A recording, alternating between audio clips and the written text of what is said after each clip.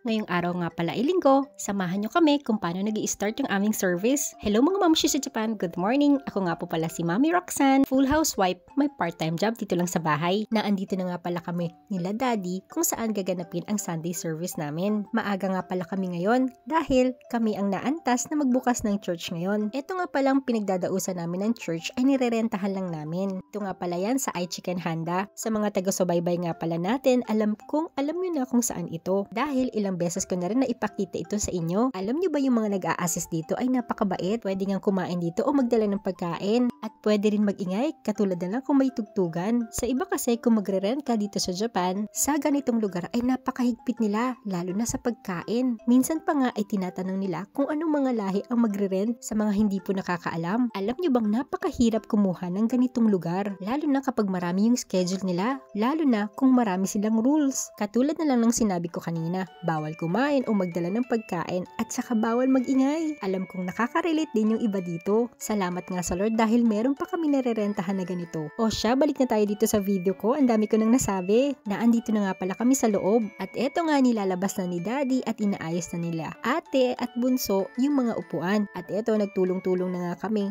apat para matapos kaagad. Di bali, ako na ngayon naglabas ng lamesa. At eto nga binilis-bilisan na namin kasi baka mainip na kayo. At habang nag-voice over nga ako at nag-i-edit, meron lang akong naalala. Alam niyo ba before 3 years, bago kami makarating dito sa church na ito, dumating kami sa point ni Daddy na hindi kami magkasama sa church. Pero every Sunday, pumupunta pa rin kami sa church. Kumbaga, si Daddy sa Philippine church, ako naman ay sa Japanese church. Although parehas pa rin naman ng Christian, kaso magkaiba yung pangalan. Kung babalikan ko yon, kasama ko sila ate at bunso. At si Daddy, siya lang mag-isa nag-church sa Philippine church. Syempre, every Sunday yon. At umabot yon ng 1 taon. At doon sa 1 taon na yon, naramdaman ko yung guilt at inggit sa ibang couple na nagsiserve sa Lord na magkasama. And then one day, tinanong ko ang Lord, bakit ganun po? Bakit kami hindi magkasama? Bakit hindi kami sama-sama pumunta sa church at nagsiserve sa inyo? At eto nga ngayon, na-realize ko na meron palang malaking rason ang Diyos kung bakit napangyari yon. At hindi ko rin ito ma-share sa inyo kung hindi napangyari. Masasabi kong ang Lord ay napakabuti at tunay ngang napaka-faithful niya sa lahat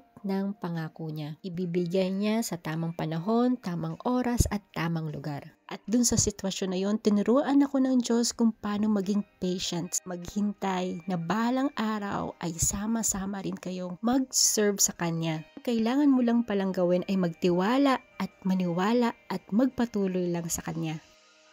O siya, balik na tayo dito sa video ko. Eto nga si Daddy, inayos niya tong projector at computer niya. Bale, inaayos niya na ito kasi para mamaya okay na. At eto nga, dumating na yung ibang member. Ganito nga pala mag-setup ang mga music team dito. Alam nyo ba yung iba dyan, ang lalayo pa ng pinanggalingan nila para lang makapunta dito. At eto nga, may kanya-kanyang bit-bit na. Pero alam nyo, ang bawat isa, may kanya-kanyang bit-bit din na pasanin sa buhay. Pero sa kabutihan ng Lord at grace niya, nagpapatuloy pa rin sila. Hindi dahil sa perfect ha, dahil wala naman talagang perfect dito sa mundo.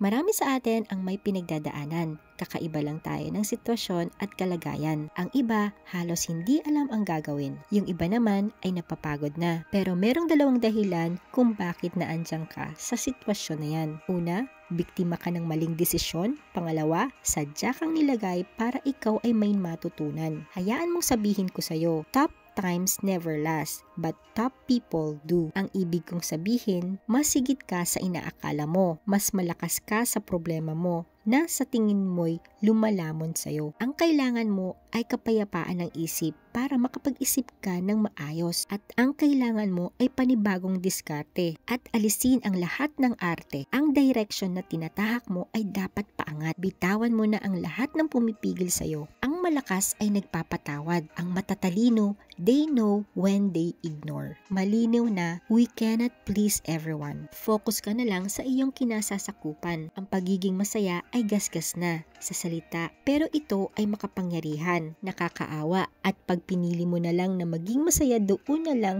makikita ang kagandahan ng bawat tayo maliban sa'yo. Basta ikaw, magpakatotoo ka lang. At ang Diyos na lang ang bahala magpadala ng mga taong makaka-appreciate sa'yo. Yun lang po. Salamat!